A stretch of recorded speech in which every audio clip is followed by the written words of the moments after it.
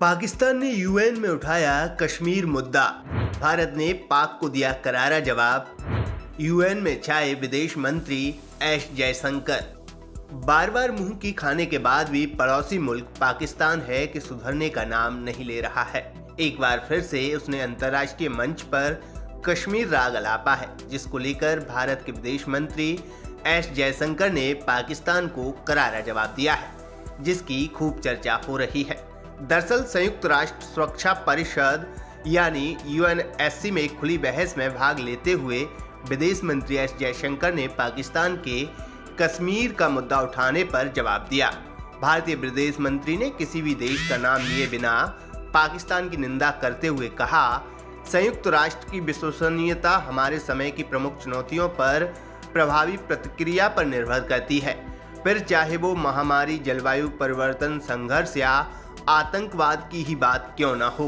उन्होंने आगे कहा, दुनिया जिसे अस्वीकार मानती है उसे सही ठहराने का सवाल ही नहीं उठना चाहिए।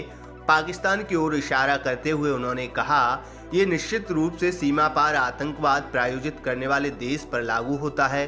उन्होंने कहा कि ना ही ओसामा बिन लादेन की मेजबानी करना और ना ही पड़ोसी देश की संसद पर हमला करना इस परिषद के सामने उपदेश देने के लिए प्रमाण के रूप में काम कर सकता है। We are obviously focused today on the urgency of reforming multilateralism. We will naturally have our particular views, but there is an ongoing convergence, at least, that this cannot be delayed any further. The credibility of the UN depends on its effective response to the key challenges of our times, be it pandemics, climate change, conflicts, or terrorism. While we search for the best solutions, what our discourse must never accept is the normalization of such threats. The question of justifying what the world regards as unacceptable should not even arise.